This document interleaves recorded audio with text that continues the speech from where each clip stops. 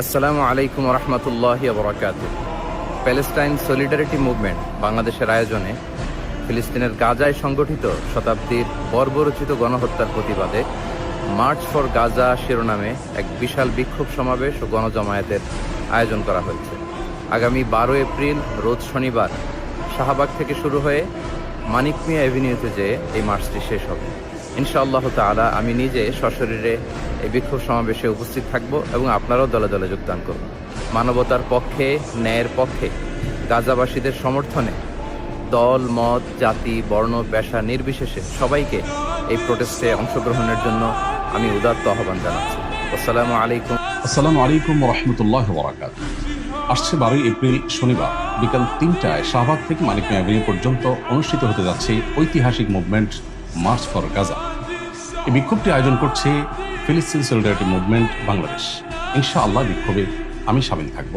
আমি আশা করছি বাংলাদেশের সকল দল, মত, চিন্তা, দর্শনের মানুষ প্রত্যেকে যার যার জায়গা থেকে বিক্ষোভে সামিল হওয়ার চেষ্টা করবেন এবং আমরা ঐক্যবদ্ধভাবে বিশ্ববাসীকে গাজার প্রতি আমাদের সমর্থনকে পুনর্ব্যক্ত করতে চাই এই বিক্ষোভ কর্মসূচির মাধ্যমে। এবং সেই সাথে গাজা তথা ফিলিস্তিনে চলে আসা দীর্ঘদিন ধরে মানব ইতিহাসের বর্বরচিত গণহত্যা এবং ধ্বংসযজ্ঞের বিরুদ্ধে আমরা প্রত্যেকে যার যার জায়গা থেকে ভয়েস রেজ করি। আল্লাহ আমাদেরকে তৌফিক দান। আসসালামু আলাইকুম রহমতুল্লাহি ওয়া বারাকাতুহু।